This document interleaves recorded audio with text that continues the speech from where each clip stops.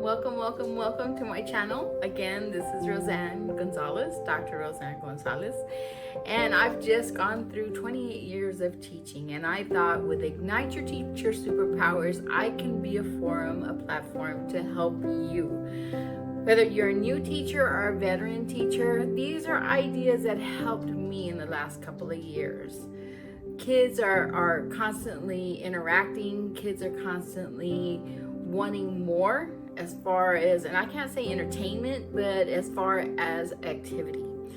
So with that said, today's strategy came to us as professional development with other teachers, but in this case I went ahead and adapted it to my students.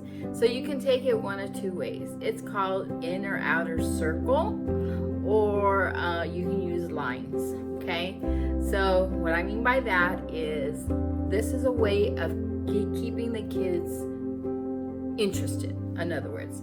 So you've gone over, you had your rules as far as bringing the kids in, gave them a warm-up, then you went over that warm-up, and you did anywhere from 7 to 10 minutes of direct teach. After you direct talk, because remember, you have to feed the kids, you have to feed them that information, right? So once you fed the kids that information, now it's time for them to interact, anywhere from, again, 7 to 10 minutes of interaction, and that way they'll go over that information that you gave them, right? So we'll do this one of two ways, okay? You're gonna have to shift your desks around or tables around in your classroom, and this can go for any grade level, from elementary to high school. It's a way of reviewing the information you gave them.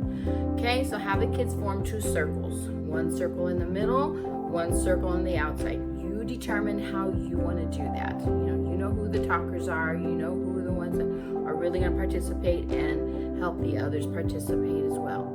Okay, so now you have an inner circle and an outer circle. Next, you're going to turn on some music.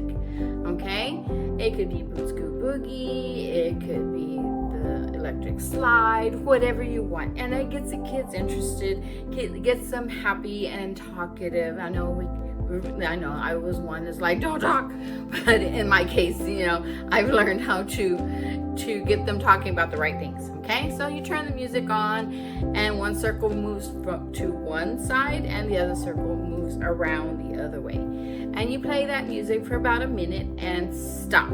Okay, and hopefully the kids have a different partner. They're facing each other, in this inner and outer circle, right? And so now it's time to give them a prompt or a question or something they can discuss over the lesson. And you give them a minute to talk about it, okay?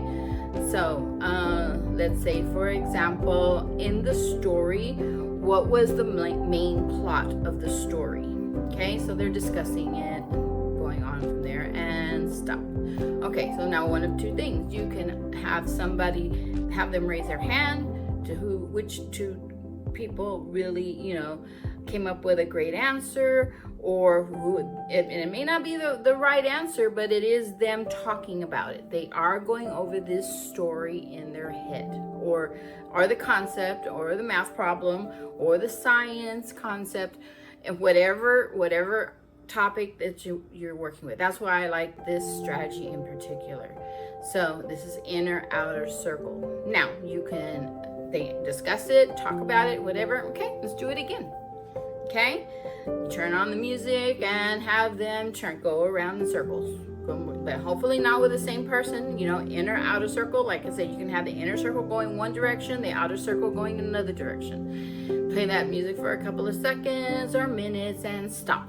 Okay, this is something, again, you ask them a prompt or you ask them a question, and they go ahead and they talk about it. Interaction. And a lot of times, we put kids in table groups, and we have kids that are of the same abilities, kids that are different abilities, and hopefully in this case, everybody gets to talk to, somebody they usually don't talk to, right? So I know it can be hard sometimes, but the kids have to interact. Okay, now another way to do this strategy is not so much in circles, but in two lines, if you have the space in your classroom. Okay, you have one line of students down the middle of the classroom and another line of students in the middle of the classroom facing each other. Right? They're facing each other. Now, you do the same thing. You play the music and one line dances to the right while the other line dances to the left. Okay, and they're just scooting from side to side for about a minute. And then you stop the music. Same thing. Ask them a prompt, ask them a question. Hopefully they're in front of somebody they don't normally talk to. Then you're going to have to judge it. You're going to have to decide how you're going to do this, right? So, with that said, they raise their hand, I knew this, so-and-so knew that, we were talking about this. Well, who was the protagonist in the story? And why was that person the protagonist? What was the author trying to convey to the reader? Something to the effect of the kids are really getting into the stories and really understanding. This really worked a lot in my classroom because they really enjoyed, first of all, they got up from their desk. Second of all, they got to talk to their friends or, got to meet other students, and they listened to music. Okay? So with that said, that's my strategy for today. It's really called inner outer circle. And as teachers, we did that during the summer one time and just trying to introduce us to new strategies every day. And that's what my goal is for you, is to introduce you to a new strategy every day.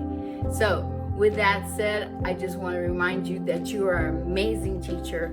You are doing a wonderful job. You are in the classroom. You are in the trenches, and I know exactly what that feels. But when the light bulb goes off above their heads, that's inspiring. You're doing your job, especially if it's the kids that you need to grow. Now, I'm not all for this standardized testing. You didn't hear me say that. But I'm not for the standardized testing. I'm all for growth.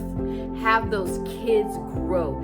Whether it's a point or two on the next common assessment or benchmark or even a classroom quiz, they need this kind of feedback. Remember, you are taking them one at a time to your desk and talking to them, finding out more about their lives. You are giving them a fist bump or a hello or whatever as they walk into the classroom. You are remembering every student's name. So I'm talking to my middle school and high school teachers that have 100 to 130 kids right in the classroom. So it can be difficult at times, but it's amazing, just like you are.